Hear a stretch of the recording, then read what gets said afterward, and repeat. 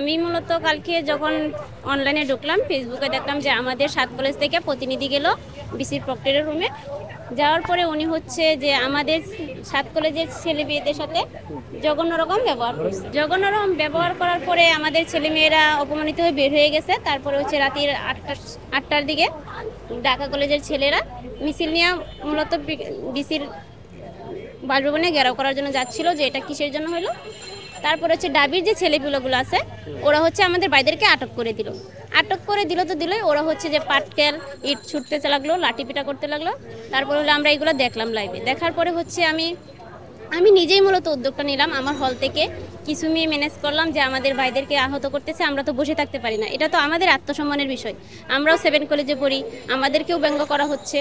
তারপরে হচ্ছে আমি মূলত আমার হলের তালা আগে ভাঙার পরে আমি বাকি 5 হলের মেয়েদেরকে নিয়ে তালা ভেঙে বের হওয়ার পরে আমরা যখন ইডেনের মূল গেট বেরিয়ে নীলক্ষেত যাই, গিয়ে দেখি যে ডাবির বেশ শতাধিক ছেলে পেলে লাঠি নিয়ে দাঁড়িয়ে আছে। আমাদেরকে দেখার পরে ওরা আরও লাঠি ম্যানেজ করে উপরে উঁচু করে আমাদেরকে ভয় দেখাচ্ছিল, ইট পাটকেল ছুটতেছিল। আমার রুমমেট একজন ইট পাটকেল ছুড়ার পরে ওর হচ্ছে বুকে লাগার পরও সাথে সাথে সে অজ্ঞান হয়ে যায়। আমাদের 7 কলেজের 7টা কলেজেরই আলাদা করে পরিচয় আছে, ঐতিহ্য আছে। যেমন আমি যদি ইডেন কলেজের শিক্ষার্থী হিসেবে ইডেনের কথা বলতে যাই, আপনারা জানেন ইডেন সেরা, ইডেনের আলাদা কোনো পরিচয় লাগে না। সেটা হোক মানে সারা বিশ্ব জানে বাংলাদেশের বুকে একটা ইডেন আছে। আর ইডেন ৭১ হোক কিংবা ২৪ হোক, যে কোনো আন্দোলনে ইডেনের ভূমিকা হোক কিংবা বাংলাদেশের প্রেক্ষাপটে ইডেনের ভূমিকা হোক, সেটা সবার কাছে জানা। তো আমাদের কেন আলাদা পরিচয় লাগবে? সো আমরা ঢাবির এই অধিভুক্তিটা 7 কলেজের শিক্ষার্থী কখনো মানি নাই। তো আজকে যে ইয়েটা দিয়েছে, ঘোষণাটা দিয়েছে অধিভুক্ত বাতিল করা, এটা সম্পূর্ণ যৌক্তিক। আর এটা নিয়ে তো আন্দোলন হয়েছে যে হ্যাঁ, অবশ্যই স্বাগত জানিয়েছি, কিন্তু সব কিছু একটা সময়ের মধ্যে করা দরকার। আমরা সময় থাকতে আসলে সাধন করতে পারি না, এটা হচ্ছে আমাদের ব্যর্থতা, সবারই ব্যর্থতা। সেই তো অধিভুক্ত বাতিল হলো, শিক্ষার্থীদের আমরা হামলার শিকার হলাম, তারপর গিয়ে বাতিলটা হলো।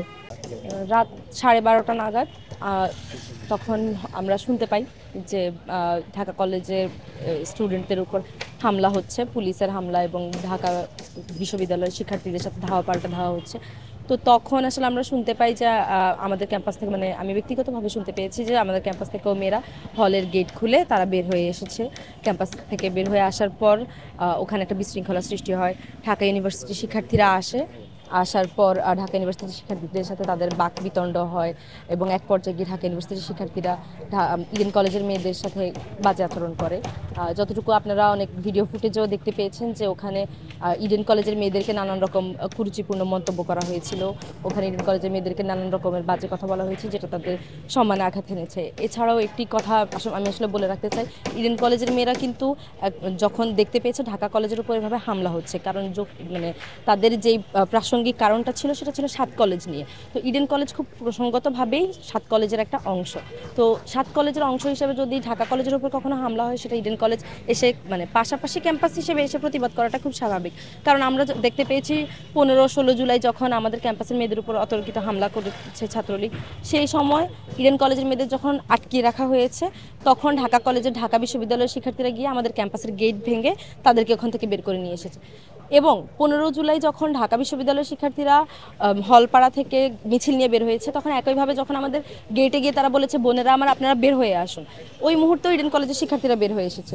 সেই জায়গা থেকে গত দিনের ঢাকা বিশ্ববিদ্যালয়ের শিক্ষার্থীদের ইডেন কলেজের ছাত্রীদের সাথে যে কুরুচিপূর্ণ মন্তব্য স্বরূপ আচরণ, এটি আমি যথেষ্ট নিন্দার সহিত দেখছি।